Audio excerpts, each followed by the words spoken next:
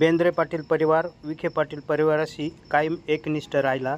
Doctor Sujay Vikhe Patil यांचे रोखठोक भाषण.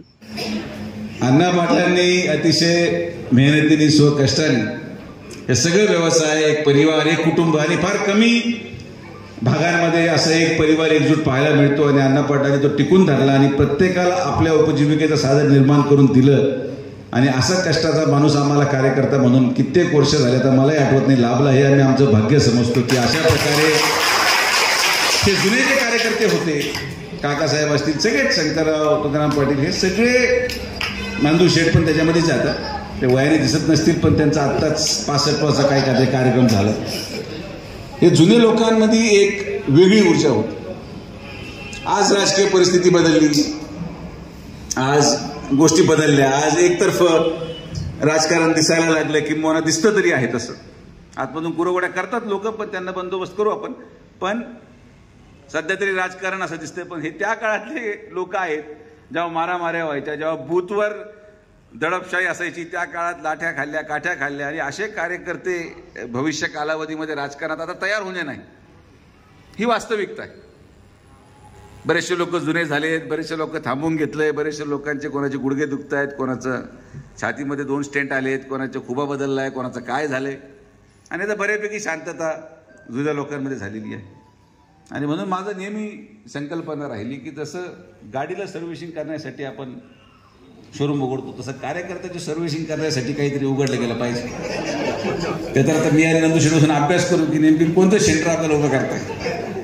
कारण की जुने लोक जोपर्यंत चार्ज राहतील तोपर्यंतच आमच्यासारख्यांचं राजकारण टिकून राहील, हे तेवढीच वास्तविकता आहे. असे कार्यकर्ते जिद्दीने, यांना कुठलंच काही, मला आजपर्यंत आठवत नाही तर जेवढे ज्येष्ठ लोक बसलेत अण्णा पाटलांसहित, यांनी आजपर्यंत कधी गणपतीची वर्गणी, हे जेव्हा तरुण होते, कधी वर्गणी मागितली, कधी मंडळ स्थापित केलं, कधी पैसे मागितले. एका चहावर सकाळ ते संध्याकाळ बूथवर बसणारे लोक आहेत. सकाळ ते संध्याकाळ एका चहावर. आता काळ बदललाय, चहामध्ये काय कोणाचं होत नाही. वडापावचा काळ संपून गेला, बरोबर महाराज. आता नवीन राजकारणासाठी नवीन गोष्टी, नवीन प्रत्येक वेळेस एक नवं विचार घेऊन राजकारणाला उतरावं लागतं. पण या कार्यक्रमाच्या निमित्ताने मला यायला मिळालं. एक असा परिवार जो सदैव आमच्या परिवाराशी एकनिष्ठ राहिला, संघर्षामध्ये बरोबर राहिला. आणि आज ही 3री पिढी आहे. पद्मश्री बरोबर तर खरं पद्मश्री राजकारण नव्हते, पण कैलासवासी बाळासाहेब विखे पाटील राजकीय पहिली पिढी मी समजतो. मग नामदार राधाकृष्ण विखे पाटील साहेब आले आणि मग आता मी जवळपास 3ऱ्या पिढीमध्ये आहे. आणि असे किती परिवार आहेत प्रवरा परिसरामध्ये जे 3री पिढीमध्ये पण तेवढ्याच तळमळीने आपल्याबरोबर कायम आहेत. हे महाराष्ट्रामध्ये फक्त आणि फक्त प्रवरा परिसरामध्येच घडते. आणि म्हणून हा प्रवरा पॅटर्न संपूर्ण महाराष्ट्रामध्ये ओळखला जातो. याचं कारण एकटे विखे पाटील नाही आहेत. प्रवरा पॅटर्नचं मूळ जो आधारस्तंभ आहे तो या प्रवरा परिसरात खासदार साहेबांनी तयार केलेले कार्यकर्ते, आणि ते त्यांच्या नेत्याची ओळख, या प्रवरा परिसराची ओळख महाराष्ट्रामध्ये निर्माण करतात. आणि म्हणून आपण सर्व जे आज या कार्यक्रमाच्या निमित्ताने आलेत, आपण सर्वजण आपलं योगदान या संघटनेसाठी दिलंय. आपलं योगदान अविस्मरणीय आहे. कालांतराने अनेक लोकांना असं वाटत असेल की त्यांचं योगदान हे विसरून चाललंय. कोणी कोणाचं योगदान विसरू शकत नाही, कारण की ज्या दिवशी आम्ही आमच्या जुन्या लोकांचं योगदान विसरू त्या दिवशी आमचं अस्तित्व संपून जाईल. आणि त्यामुळं प्रत्येक माणसाचे योग्य ते मूल्यमापन हे केलं जातं. पण बदलल्या काळानुसार पिढी दर पिढी राजकारणाची प्रथा बदलली, परंपरा बदलली, आणि त्या बदललेल्या राजकारणाला अनुसरून आपल्याला देखील बदलावं लागतं. आपण देखील बदल केले, या बदलाचे परिणाम सकारात्मक झाले आणि योग्य वेळी योग्य पद्धतीने बदल आपण करू शकलो. म्हणून आज आपण एवढ्या अडचणीच्या कालावधीमध्ये 2026 विधानसभा 25 कधी होती? 25ची विधानसभा होती, आत्ताची झाली 24. 2024ची विधानसभा जी सगळीकडे अतिशय अटीतटीची मानली जायची, आपण 70,000च्या मताधिक्याने तुमच्या सगळ्यांच्या आशीर्वादाने तिथं आपण निवडून आलो.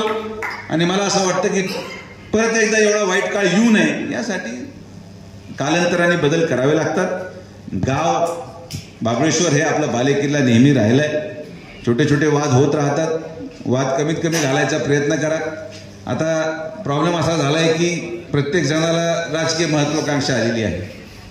प्रत्येकाला वाटतं मी गावाचं नेतृत्व करावं आणि या महत्त्वाकांक्षेपायी या सगळ्या वादाला वेगळ्या दृष्टिकोनातून तोंड फुटतात.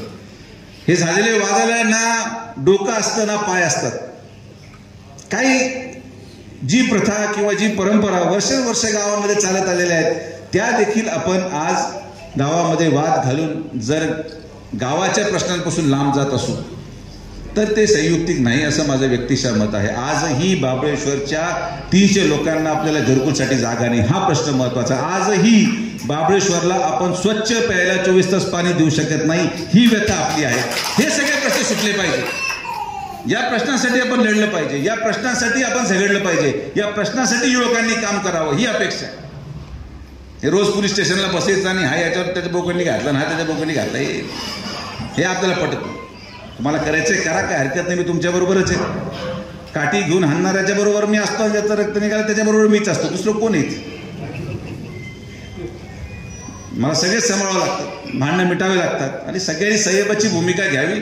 पण बाबळेश्वरचे प्रश्न आपल्याला आता कुठेतरी मिटवण्यासाठी अतिगतीने काम करणं आवश्यक आहे. यासाठी आपल्याला आज दोन्ही खुर्दला जेव्हा आम्ही विधानसभेला गेलो लोक म्हणते नाही उमेदवार स्थानिक आहे आपल्याला मतं पडणार नाही आणि आपण जिद्दीने तो निर्णय घेतला की काही झालं तरी या गावाला आपण 70% वर आणणार.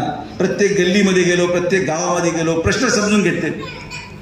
20-20, 25-25 वर्ष झाले लोकांना आज आधार कार्ड नाही. ज्या लोकांना आपण सरपंच पदाची जबाबदारी दिली ते काय करत होते, ज्या लोकांना आपण ग्रामपंचायत सदस्य म्हणून निवडून दिलं, कारखान्याचं संचालक केलं ते काय करत होते. एक काम सगळ्यांचं. एक गोष्ट सगळ्यांनी समजून घेतली पाहिजे की मिळालेलं पद हे कुठल्या संस्थेचं पद हे तुम्हाला मान सन्मान करण्यासाठी दिल्यानंतर त्या पदाचा वापर गोरगरीब जनतेच्या कल्याणासाठीच केला गेला पाहिजे. लोकांचे प्रश्न हे वेळेवर मांडलेच गेले पाहिजे. आपण आपल्या स्वार्थामध्ये दुर्दैवाने एवढं वाहून जातो की आपल्याला गरीब माणूस आपल्या स्वार्थापलीकडे दिसत नाही.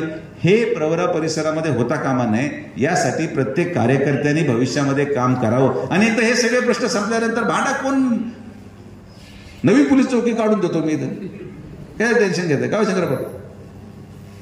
तर आपण समाजहिताच्या प्रश्नासाठी लढावं, समाजहिताच्या प्रश्नासाठी आपण संघर्ष करावा. कारण की आजचं वातावरण आज तुम्हाला ही मुभा मिळालेली आहे की कमानीवर भांडणं करण्यासाठी.